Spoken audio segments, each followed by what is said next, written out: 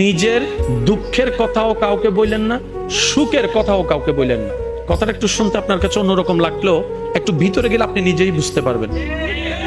আপনি নিজের মনের দুঃখ কষ্ট সহ্য করতে না পেরে হালকা করার জন্য যাকে বলছেন, মনে রাখবেন আপনি তার কাছে কিন্তু কোনো না কোনো ভাবে একটু ছোট হয়ে যাচ্ছেন। এমনও হতে পারে আপনার দুঃখের সে কথাগুলা আপনার সামনে অভিনয় করে যে আপনাকে বুঝ দিয়েছে, সে পিছনে আপনার সেই দুঃখের কথা নিয়ে হাসি ঠাট্টা করতেও দ্বিধাবোধ করে না, এমন অনেক মানুষ আছে।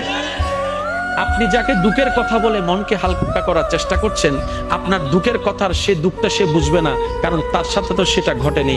সেজন্য আপনাকে 3 মাস 4 মাস 3 বছর পরও হয়তো আঙ্গুল তুলে দেখাই দিতে পারে, সে কথাটার কথা দিয়ে খোঁটা দিতে পারে। কথা বলেন ঠিক কিনা? দুঃখের কথাও মানুষকে বলে শান্তি নেই। এবার আপনি বলবেন ভাইয়া সুখের কথা কেন বলবো না?